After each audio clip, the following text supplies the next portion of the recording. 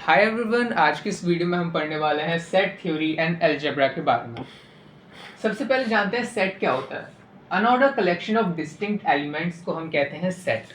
मतलब कि collection of element, लेकिन कैसे होने चाहिए एलिमेंट्स? डिस्टिंक्ट एलिमेंट होने चाहिए, मतलब कोई डुप्लीकेट वैल्यू नहीं होनी चाहिए। जैसे यहाँ पर आप एक सेट दे सकते हो 1 2 3 इसमें वैल्यू है और इसमें कोई भी वैल्यू आप रख सकते हो, लेकिन यूनिक होनी चाहिए। वो डुप्लीकेट वैल्यूज इसमें अलाउड नहीं होती हैं सेट में।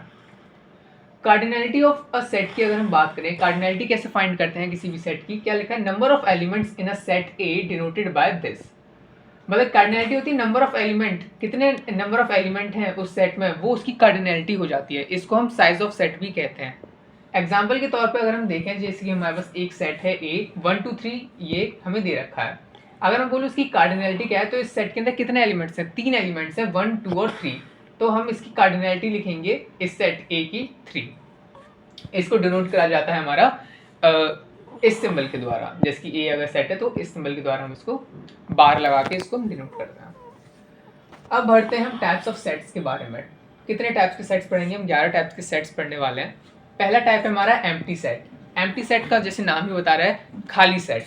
मतलब कि a set containing no elements denoted by this 5 और दिस एम्प्टी ब्रैकेट। मतलब कि वो सेट जिसके अंदर कोई भी एलिमेंट ना हो, वो हमारा क्या होता है? एम्प्टी सेट होता है। और एम्प्टी को हम 5 या फिर इस एम्प्टी सेट इस सिंबल से दर्शाते हैं। नोट करने वाली बात यह है कि अगर हम इसका एम्प्टी सेट की अगर कार्डिनलिटी निकालते हैं, जो अभी हमने ऊपर सीखी, कार्डिनलिटी क्या होती है एम्प्टी सेट की? 0 होती है।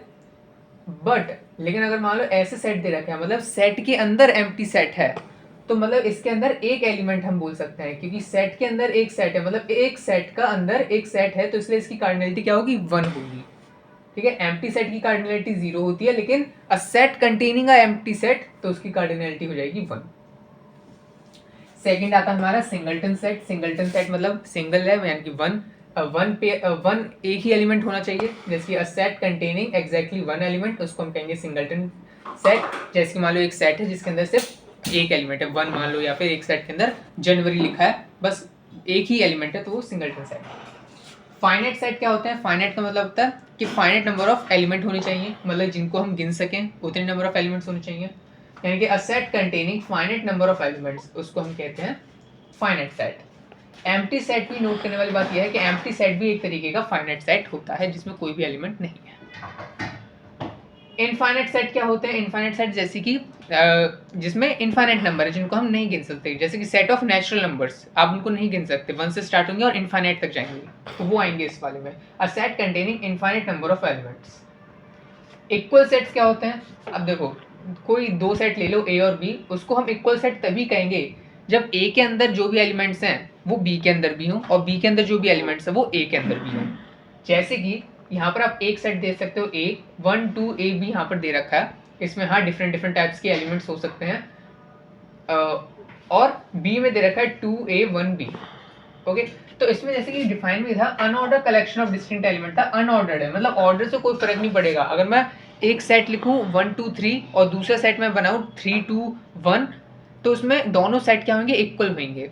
तो वैसे इसमें यह है कि इसमें ऑर्डर का कोई फर्क नहीं है। इस वाले में ऑर्डर का कोई फर्क नहीं है, 1 2 ए बी लिखो या 2a 1b लिखो, इसमें ऑर्डर का कोई फर्क नहीं है। लेकिन इसमें जो एलिमेंट्स हैं, 1 इसमें भी है, 1 इसमें भी है, 2 इसमें भी है, 2 इसमें भी है, a इसमें भी है, a इसमें भी है, b इसमें भी है, b इसमें भी है, तो ये क्या हो गए? हमारे इक्वल सेट हो गया, तो हम कहेंगे a इक्वल टू b है। इक्विवेलेंट सेट्स क्या होते हैं? इक्विवेलेंट सेट होते हैं कि two finite sets are said to be equivalent if they have same cardinality. दो फाइनाइट सेट को हम इक्विवेलेंट सेट तभी कहेंगे जब उनकी सेम कार्डिनलिटी हो। एलिमेंट्स इक्वल हो या ना हो उससे फर्क नहीं पड़ता, लेकिन अगर उसकी कार्डिनलिटी सेम है तो वो इक्वल सेट हो जाते हैं, सॉरी इक्विवेलेंट सेट हो जाते हैं। जैसे यहाँ पर देख सकते हो, ए हमारे पास सेट है 1 2 ए बी, इसकी कार्डिनलिटी क्या होगी? कितने एलिमेंट है सेट के अंदर? 4। कार्डिनलिटी को हम सेट साइज ऑफ सेट भी कहते हैं। अब बी के अंदर मान लो ये एलिमेंट्स हैं, ये भी 4 एलिमेंट्स हैं, तो इसकी कार्डिनलिटी क्या होगी? बी की 4 होगी, तो ये इसकी कार्डिनलिटी इक्वल टू दिस है ना, 4 4 इक्वल है। तो इक्विवेलेंट सेट को क्या दर्शाते हैं? इस सिंबल से हम दर्शाते हैं। लेकिन हमारे यहाँ पर क्या है? ये इक्विवेलेंट है, लेकिन A is not equal to B है, ये इक्वल नहीं है। तो हमने यहाँ से क्या बात सीखी कि if two sets are equal, अगर दो सेट इक्वल हैं तो वो इक्विवेलेंट भी होंगे। लेकिन अगर कोई भी दो सेट इक्विवेलेंट है, ये ज़रूरी नहीं कि वो इक्वल हो भी सकते हैं इक्वल और नहीं भी हो सकते, क्योंकि कार्डिनैलिटी तो किसी भी की सेम हो सकती है ना। लेकिन इक्वल होने के लिए एलिमेंट्स इक्वल प्रेजेंट होने चाहिए, और इक्वल एलिमेंट्स प्रेजेंट है तो कार्डिनैलिटी तो सेम होगी ही होगी। सो नेक्स्ट हमारा है यूनिवर्सल सेट। यूनिवर्सल सेट क्या होता है? A set containing all the elements corresponding to the problem under discussion. मतलब कि जिस भी हम प्रॉब्लम को डिस्कस कर रहे हैं उसके सभी के सभी जो होगी चीज़ें वो यूनिवर्सल सेट के अंदर आती हैं। वैसे कहते हैं कि जैसे कि सभी चीज़ें यूनिवर्सल सेट के अंदर आती हैं, लेकिन जो प्रॉब्लम में दी गई हो, जैसे कि मान लो ए और बी आपको दो सेट दे रखे हैं, तो यूनिवर्सल सेट देख सकते हैं। यहाँ पर एक एग्जांपल मैंने देखा, जैसे कि ये देखो, ये यू क्या है, ये इसका जो सिंबल है यूनिवर्सल सेट का ये है, और ये पूरा यूनिवर्सल सेट है, और ए और बी यहाँ पर दो सेट हैं। तो ऐसा हम इसको डिनोट करते हैं, मतलब ये सभी चीज़ें यूनिवर्सल सेट के अंदर ये दोनों ए और बी सेट भी आ रहा है, और भी सब चीज़ें जो इसके अलावा है वो भी आती हैं। तो जब इसके ऊपर न्यूमेरिकल्स करेंगे तो इसमें ये काम आएगा, लेकिन अभी के लिए जानना जरूरी यही है कि यूनिवर्सल सेट वो होता है जिसके जो भी प्रॉब्लम को हम डिस्कस कर रहे हैं उसके सभी चीज़ें इसके अंदर आती हैं। सबसेट और सुपरसेट क्या होता है? सबसेट की अगर बात करें, a set A is called subset of B if every element of set A is included in set B denoted by this symbol. Okay, subset कैसे कह सकते हैं? मान लो हमारे पास एक सेट है, एक से लेकर 5 तक उस पे नंबर है, 1 2 3 4 5, एक सेट है हमारे पास, 1 से लेकर 5 तक नंबर है, और मैंने एक सेट बनाया जिसमें 3 और 4 थे, तो उसका सेट का नाम दे दिया मैंने बी। पहले वाले सेट का नाम दे दिया ए, दूसरे सेट का नाम दे दिया जो छोटा सेट मैंने बनाया बी। तो मैं क्या कह सकता हूँ? बी मेरा सबसेट है ए का। हाँ, मैं कह सकता हूँ। क्यों? क्योंकि इसके अंदर जो एलिमेंट्स हैं वो ए के अंदर भी प्रेजेंट है, ठीक है। तो इसलिए बी जो है हमारा वो ए का सबसेट होगा, ऐसे हम कह सकते हैं। तो इसमें भी वही चीज़ लिखी है, इसको हम डिनोट कैसे करेंगे? लेकिन यहाँ पर तो क्या लिखा है? A is a subset of B. यहाँ पर जो भी एग्जाम्पल जिस भी हिसाब से हमने अभी जो हमने डिस्कस किया उसमें बी सबसेट था ए का, लेकिन यहाँ पर क्या है, आप कैसे डिनोट करोगे? डिनोट को दिखाया गया कि जैसे कि ए अगर मान लो सबसेट है बी का, तो हम लिखेंगे ए, ये सिंबल सबसेट का B. A is a subset of B if and only if B is a superset of A. A तभी सबसेट हो सकता है B का जब B सुपरसेट हो A का, ठीक है। मतलब कि सिंपल सी बात है। सुपरसेट को अगर आपको दिखाना है, इसको मान लो ये A B का सबसेट है, अगर आपको ऐसे दिखाना है कि B A का सुपरसेट है, तो आप उसको ऐसे दिखा सकते हो, B और ये वाला सिंबल सुपरसेट का, और उसके बाद फिर A लिख देना। तो ये, लेकिन यहाँ पर इस वाली लाइन में लिखा है कि अगर A सबसेट है B का, तो इसका मतलब यही हुआ कि B सुपरसेट है A का, वही मतलब दर्शा रहा है। If A is a subset of B as well as B is a subset of A, लेकिन क्या हो कि दोनों सेट में क्या है, जो नंबर्स हैं वो सेम हो, ठीक है। ए में भी 1 से 5 तक नंबर है और बी में भी 1 से 5 तक नंबर है, तो दोनों सेट क्या हो गए? इक्वल हो गए। तो इसमें अगर हम देखें तो ए उसमें क्या हो जाएगा? ए बी का सबसेट हो जाएगा, क्योंकि ए के सारे एलिमेंट बी में प्रेजेंट होंगे और बी के सारे एलिमेंट ए में प्रेजेंट होंगे। तो हम कह सकते हैं कि ए बी का सबसेट है और बी ए का सबसेट है। तो अगर ऐसे केस आता है तब हम कह सकते हैं कि ए और बी दोनों क्या हैं? इक्वल हैं, जो कि इक्वल हैं भी। Phi is a subset of every set. Phi जो होता है ये सभी सेट का सबसेट होता है। जैसे अगर मान लो ये 1 2 3 मैं एग्जांपल लूँ, अगर इसके मैं सबसेट बनाऊंगा तो इसके कितने सबसेट बन जाएंगे? 8 सबसेट बन जाएंगे। कैसे निकाला? 2 की पावर जितना इसकी कार्डिनैलिटी है 3, तो 2 की पावर 3 8 इसके सबसेट बनेंगे। कैसे बनेंगे वो हम यहाँ पर नीचे डिस्कस करेंगे। लेकिन 5 भी क्या होता है? एक सबसेट होता है किसी भी सेट का। कोई भी सेट आप उठा लो, 5 उसका एक सबसेट होता है। जैसे यहाँ पे मैंने 5 का यहाँ पे देख सकते हो एग्जाम्पल में लाया रखा है, इस पे भी आएंगे अभी। For any set A itself is also a subset of set A. Set ए खुद का भी सबसेट होता है। जैसे कि एग्जाम्पल अब देखना, दोनों पॉइंट को हम इस एग्जाम्पल से समझते हैं। जिसकी right all the subsets of set ए 1 2 3, जिसकी साइज क्या है हमारा? कार्डिनैलिटी जिसकी हमें दे रखी है 3, ठीक है। तो हमारे पास एक सेट दे रखा है 1 2 3, इसका बोला गया आप इसके सबके सभी सबसेट लिखो। तो उसके क्या क्या सबसेट हो सकते हैं? हमें पता है 5 सबका सबसेट होता है, तो एक तो एम्प्टी सेट यहाँ पे लिखूंगा मैं 5, फिर 1 2 3, फिर क्या बन सकता है? 1 2 2 3, ये मैंने लिखा 1 2 2 3 एक सेट में रख सकता है, 1 2 1 3 2 3, और ये 1 2 3 खुद का भी एक सबसेट होता है। कहने का मतलब क्या है? जैसे यहाँ पे लिखा था 5 सबसेट होता है हर एक सेट का, तो 5 तो होगा ही होगा, और लास्ट वाला पॉइंट था कि अगर कोई सेट ए है तो सेट ए खुद का भी सबसेट होता है, तो मतलब कि सेट ए 1 2 3 दे रखा है तो वो खुद का भी एक सबसेट होगा, उसके सबसेट में ये भी चीज़ें आएंगी। सबसेट का मतलब क्या है कि उस गिवन सेट से हम कितने उसके छोटे छोटे सबसेट बना सकते हैं, उसमें कितने छोटे छोटे उसके जो पार्ट्स हैं वो बना सकते हैं। तो ए 1 2 3 था, तो इसका पहले सबसेट क्या होगा, एक तो 5 होगा एम्प्टी सेट, उसका क्या बनेगा 1 एक सबसेट बनेगा, 2 एक सबसेट बनेगा, 3 एक सबसेट हो सकता है इसका। फिर इसका पेयर लेना स्टार्ट कर दो, 1 2 लो, 1 3 लो, 2 3 लो, ये और उसका पूरा का पूरा 1 2 3 ही ले लो, क्योंकि हमने लास्ट वाले पॉइंट में पढ़ा है कि ए खुद का भी सबसेट होता है। ओके, अगर हमें गिनने हो कि कितने सबसेट हो सकते हैं, हमने कम तो नहीं लिख दिए, तो हम क्या लिखेंगे 2 की पावर उसकी कार्डिनैलिटी उस सेट के। नेक्स्ट क्वेश्चन है हमारा यहाँ पर, आप इसको बिल्कुल ध्यान से देखना, इसमें आपको PYQ करने में काम आएगा। जैसे अगर मान लो हमें वही सेट दे रखा है A 1 2 3 और 4 आपके पास ऑप्शन है, इनमें से कौन से सही होंगे वो हमें देखना है। वैसे हमने टिक कर रखे हैं, लेकिन तब भी इसको एनालाइज करते हैं क्या क्यों ये सही है।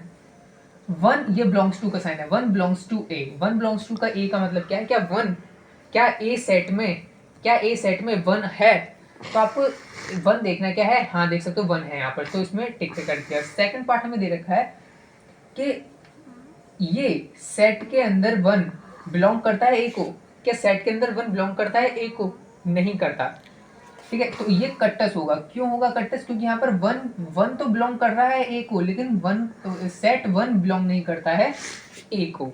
अगर इसके अंदर कुछ इस तरीके से लिखा होता, अगर इसके अंदर कुछ इस तरीके से लिखा होता 1 के साथ ये ऐसे 2 3, ये अगर हमारा होता सेट, तो हम कह सकते थे हाँ कि ये जो है हमारा बिलोंग कर रहा है, तब मैं इसको टिक कर देता अगर ऐसा होता तो, लेकिन ऐसा नहीं है, तो इसलिए मैं इसको टिक नहीं करूंगा। नेक्स्ट अगर हम देखें थर्ड ऑप्शन क्यों गलत है, 1 क्या सबसेट है ए का। अब देखो सबसेट बोलना है, तो सबसेट बोलने के लिए सबसे ज़्यादा इंपॉर्टेंट ये है कि सबसेट वाला साइन बना होना चाहिए। इसमें सेट वाला साइन ही नहीं बना, तो इसको पहले ही कट कर देंगे। जब भी आप ऐसे सबसेट देखो तो उसमें सबसे पहले उन ऑप्शंस को कट कर देना, क्योंकि जिसमें सेट ना बन रहा हो, क्योंकि सबसेट बोल रहे हो और सेट का साइन ही नहीं बन रहा, तो नहीं है कि 1 के ऊपर सेट का साइन बनना था। ये देखो कि 1 क्या सबसेट है ए का, अब देखो उसमें साइन बन रहा है, हाँ, तो क्या 1 सबसेट है ए का, तो इसमें टिक है। इन दोनों में डिफरेंस देखना, ये सेट 1 बिलोंग्स करता है ए को, नहीं करता, लेकिन क्या 1 सबसेट है ए का, तो ये है। तो बिलोंग्स टू में आपको देखना है कि क्या करेक्ट का यही एलिमेंट क्या इसमें प्रेजेंट है तो टिक, नहीं है तो नहीं। सबसेट में ये देखना है कि क्या, अब इसके सबसेट निकालोगे आप तो क्या आएंगे, इसके सबसेट देख सकते हो ऊपर हमने लिख रखे हैं, तो क्या 1 एक सबसेट है ए का, तो क्या देख सकते हो 1 ये रहा सबसेट है ए का, ठीक है। लेकिन ये नहीं कहोगे कि ये सेट बिलोंग करता है ए को, बिलोंग में बिल्कुल यही करेक्ट एलिमेंट देखना पड़ता है इसके अंदर, और सबसेट में इसका सबसेट निकाल के चेक कर सकते हो, ये चीज़ है। 9th हम पॉइंट पढ़ते हैं अपना टाइप्स ऑफ सेट्स में। प्रॉपर सबसेट क्या होता है, प्रॉपर सबसेट्स क्या होते हैं, any subset of set A except set A itself denoted by this symbol, ठीक है। सबसेट में नीचे एक लाइन और आ जाती है, लेकिन बस प्रॉपर सेट में बस ये साइन आता है। तो इसमें देखो क्या है कि प्रॉपर सबसेट क्या होता है, जिसमें वो सेट खुद ना हो, उसके अलावा जितने भी उसके सेट्स हैं वो इनके प्रॉपर सबसेट। कैसे, जैसे मान लो ये यही होंगे इसके एग्जांपल, बस ये लास्ट वाला जो लिखा है 1 2 3 ये नहीं होगा इसमें प्रेजेंट, ठीक है, क्योंकि प्रॉपर सबसेट का मतलब है कि वो तो पता है कि हमें पता है कि कोई भी सेट का अगर आप सबसेट निकालोगे तो उसमें वो तो खुद एलिमेंट होगा ही होगा, तो मुझे पता प्रॉपर बताओ प्रॉपर कितने सबसेट आएंगे, यानी कि आपको ये नहीं बताना कि जो आपको सेट दे रखा है उसको छोड़ के जितने भी उसके सबसेट हैं वो बताने हैं, तो वो चीज़ है। जैसे यहाँ पर ए बी सी दे रखा है, proper subset of set A क्या होंगे, empty set A B C जो बनेंगे ए बी सी, फिर इसके कॉम्बिनेशंस ले लो A B A C B C, लेकिन यहाँ पर आप देख सकते हो लास्ट में मैंने ये नहीं लिखा ए बी सी बी इसका सेट बनेगा, क्योंकि प्रॉपर सबसेट में हमारे ए खुद नहीं आता, ए वाला सेट खुद नहीं आता, जबकि और सब नॉर्मल सबसेट बोलोगे तो उसमें खुद ए सेट भी आता है, तो इसमें एक कम बनेगा सेट, और सब नॉर्मल सेट्स में सबसेट की अगर बात करेंगे तो उसमें उसकी पावर, जैसे 3 एलिमेंट है तो 2 की पावर 3 8 हो जाएगा, लेकिन अगर प्रॉपर सबसेट की बात करोगे तो 2 की पावर 3 -1 होगा, जो कि मैंने यहाँ पे लिख दिया है कि इफ कार्डिनैलिटी ऑफ ए, कोई भी ए सेट मान लो जिस अगर उसका साइज n है, अगर उसकी कार्डिनैलिटी n है, तो नंबर ऑफ सबसेट कितने होंगे, 2 की पावर कार्डिनैलिटी ऑफ ए, लेकिन नंबर ऑफ प्रॉपर सबसेट्स कितने होंगे, 2 की power cardinality of a minus 1 होंगे, क्योंकि इसमें हम खुद उस सेट को गिनते नहीं हैं। पावर सेट की अगर हम बात करें, पावर सेट क्या होता है, let a is any finite set, a एक फाइनाइट सेट मानो आप, जैसे कि आप देख सकते हो एक फाइनाइट सेट मानो, power set of set a is a set containing all the subset of set a। Power set क्या होता है a का, वो सेट जिसमें सभी सबसेट आती हों a के।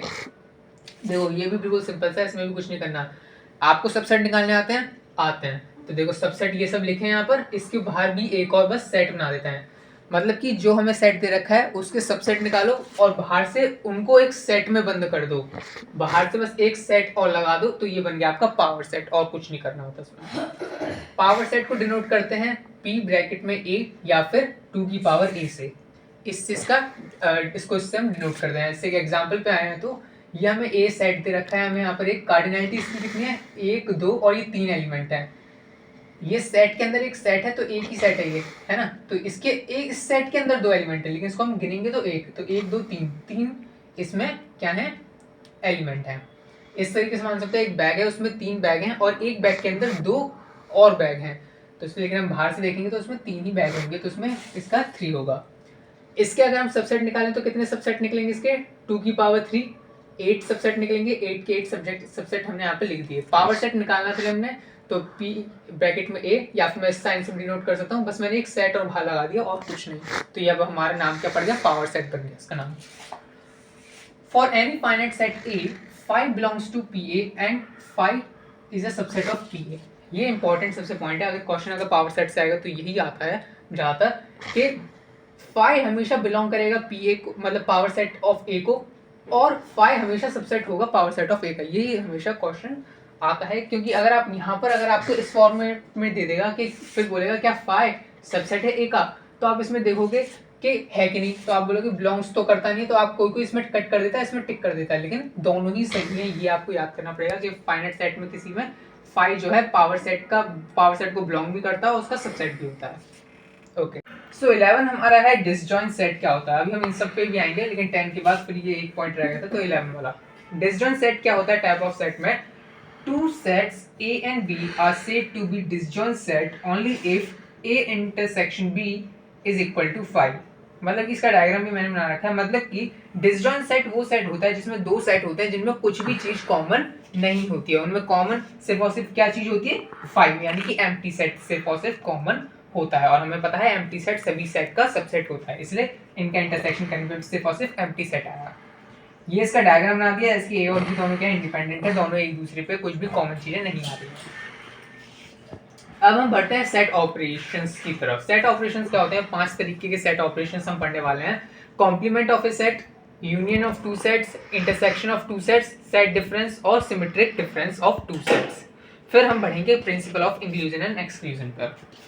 सेट ऑपरेशंस क्या होते हैं, complement of a set, For a set A, complement of a set A is denoted by this symbol। अगर आपने डिजिटल लॉजिक सब्जेक्ट पढ़ा है तो आपको पता होगा कि इस सिंबल आपको कॉम्प्लीमेंट दर्शाने के काम आता है, A की पावर C या फिर A डैश।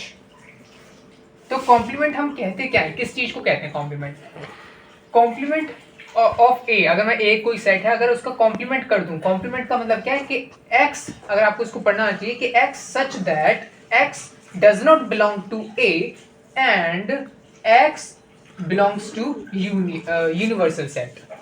कहने का मतलब क्या है, जैसे कि मान लो A है हमारा, A कोई सेट है, अगर मैं A को कॉम्प्लीमेंट कर दूं, मतलब A को छोड़ के जितना भी चीजें बची वो उसके कॉम्प्लीमेंट में आएंगी। एग्जांपल देखते हैं, जैसे यूनिवर्सल सेट मान लो, और देखो ये भी पढ़ लो, complement is defined with respect to universal set. Complement को हम हमेशा डिफाइन करते हैं यूनिवर्सल सेट के रेस्पेक्ट में, यानी कि यूनिवर्सल सेट तो आएगा आएगा। यूनिवर्सल सेट मान लो, यूनिवर्सल सेट हमारा 1 2 3 4 5, ये हमारा यूनिवर्सल सेट है, और इसमें ए मैंने क्या ले लिया, 1 3 4 ले लिया, ठीक है। अगर मैं ए का कॉम्प्लीमेंट निकालूं, मतलब ए का कॉम्प्लीमेंट निकालने का मतलब कि ए के सेट में जितनी भी एलिमेंट्स हैं उसको छोड़ के जितने भी एलिमेंट्स बचे वो उसके कॉम्प्लीमेंट में आएंगे। जैसे कि 1 3 4 था इसमें, तो उसके कॉम्प्लीमेंट में क्या आएगा, 2 और 5 आएगा, क्योंकि ये एलिमेंट इसमें नहीं आए थे। तो कॉम्प्लीमेंट का मतलब समझे ये था कि यूनिवर्सल सेट है, उसके अंदर ए एक हमारा सेट है, अगर हम उसके कॉम्प्लीमेंट की बात करें तो ए को छोड़ के जितना भी बचा वो उसका कॉम्प्लीमेंट होगा। तो वैसे ही अगर इसको पढ़ें कि x such that x does not belongs to A, मतलब ए को बिलोंग नहीं करना चाहिए मगर एक्स बिलोंग करना चाहिए यूनिवर्सल सेट को, मतलब 2 और 5 बिलोंग करते हैं यूनिवर्सल सेट को, ए को बिलोंग नहीं करते। सेकंड अब हम पढ़ते हैं union of two sets. Union क्या होता है दो सेट्स का, जैसे कि ए और बी दो सेट्स मानो यहाँ पर, तो यूनियन क्या होता है जिसमें सभी आए, यानी कि ए भी है बी भी है और दोनों के बीच के जो कॉमन एलिमेंट्स हैं वो भी आए। तो ए यूनियन बी क्या है, x such that x belongs to A और एक्स बिलोंग्स टू बी। और को ध्यान रखना और ये एंड है, ठीक है, ये भी काम है कि एक्स हमारा बिलोंग करे ए को भी, एक्स हमारा बिलोंग करे बी को भी, और का है, और ये बीच वाला पार्ट जो है इनके बीच में जो कॉमन है उनको भी बिलोंग करना चाहिए। ए यूनियन बी करो या बी यूनियन ए करो, बात एक ही है। ए और बी पहले ले लो या बी और ए पहले ले लो, बात एक है, कॉमन भी लेना है इसमें, ठीक है, बीच वाला। थर्ड है हमारा intersection of two sets. Intersection क्या होता है, जो कॉमन एलिमेंट्स होते हैं वो होता है हमारा इंटरसेक्शन। जैसे कि दो सेट, फिर से आप एज्यूम करो ये दो सेट, इनके बीच का जो कॉमन पार्ट है सिर्फ और सिर्फ वही हम लेंगे, तो उसका मतलब है इंटरसेक्शन हमने करा है।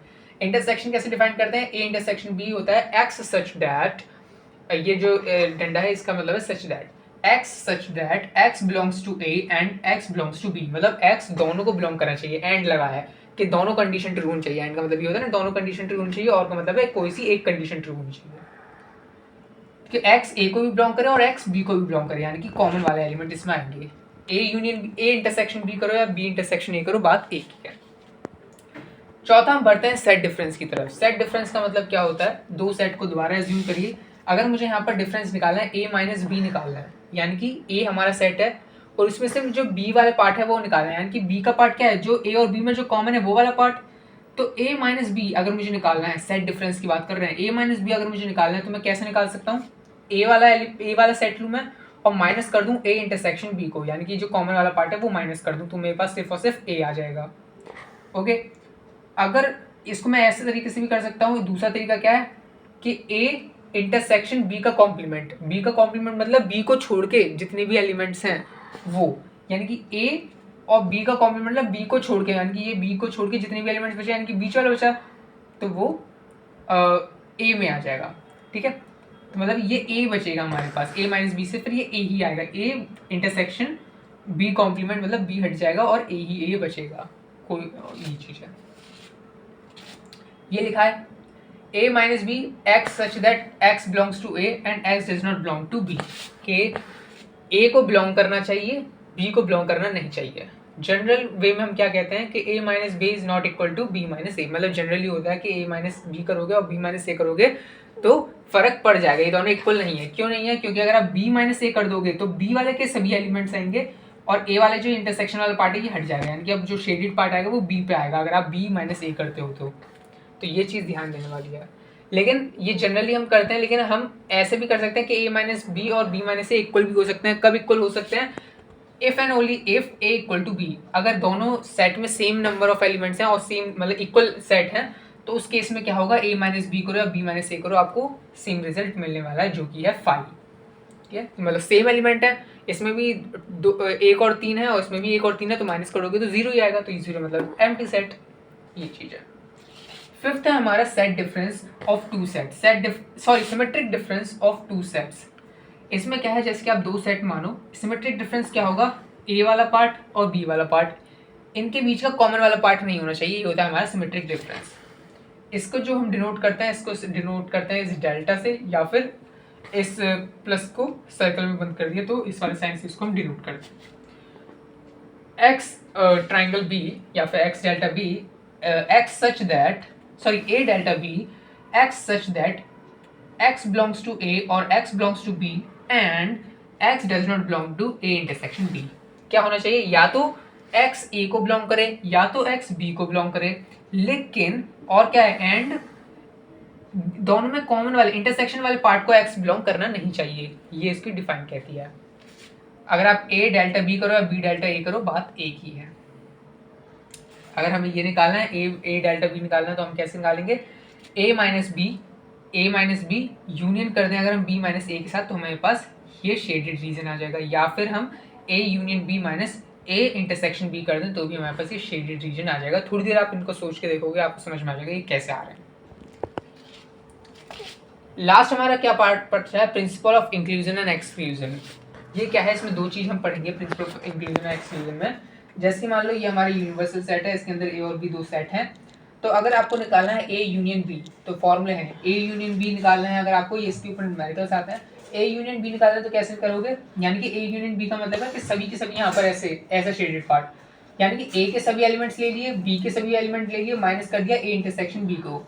माइनस क्यों किया, मान लो ए के सभी एलिमेंट ले लिए, बी के सभी एलिमेंट ले लिए, तो ये जो बीच वाला पार्ट है ये दो बार आ गया ना, ये इंटरसेक्शन वाला जो पार्ट है दो बार आ गया था, तो इसलिए एक बार हमने इसको क्या माइनस कर दिया। ये दो बार कैसे आ गया, ए के साथ भी आ गया और बी के साथ भी आ गया, ए और बी के साथ दो बार आ गया था, इसलिए एक बार हमने माइनस करा।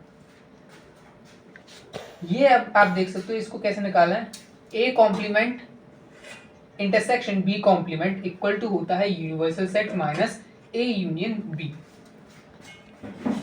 ए कॉम्प्लीमेंट इंटरसेक्शन बी कॉम्प्लीमेंट का मतलब है कि हम ये जो बाहरी पार्ट है ये निकालना चाह रहे हैं, यानी कि ए और बी ये सब को छोड़ के, जो इसका इंटरसेक्शन पार्ट है सबको छोड़ के हम ये बाहरी वाला जो पार्ट है यूनिवर्सल सेट में जो बाहरी वाला पार्ट है ये निकालना चाहते हैं इसमें कॉम्प्लीमेंट का, तो उसका फॉर्मूला ये होगा।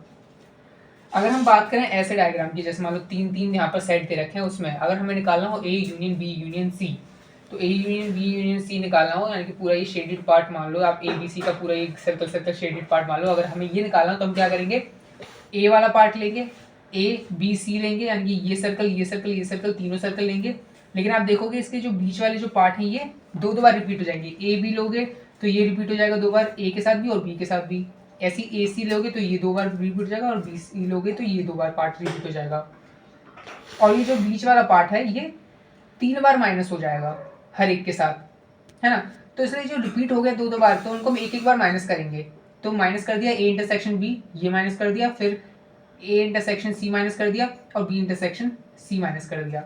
और एक बार ये बीच वाला पार्ट है तीन बार माइनस हो गया था, ए के साथ एक बार हुआ, बी के साथ हुआ, सी के साथ तीन बार माइनस हो गया था, तो हम क्या करेंगे एक बार इसको प्लस कर देंगे, एक बार इसको प्लस कर दिया, यानी कि ये जो बीच वाला पार्ट क्या होगा, A intersection B intersection C. Last ये हमारा एक फॉर्मूला है कि A complement intersection B complement intersection C complement, जिसका क्या होगा, इसमें भी क्या है यूनिवर्सल सेट को हमें यूनिवर्सल सेट माइनस इन तीनों का यूनियन, यानी कि ये A union B union C, यानी कि जो हमारा ये बाहर वाला पार्ट है ए बी सी को छोड़ के जितना भी सब पार्ट है ये बाहर का आ जाएगा, जैसे इसका था वैसे इसका पार्ट आ जाएगा। तो इसी के साथ हमारा ये पूरे बोर्ड का हुआ complete. So thank you for watching this video.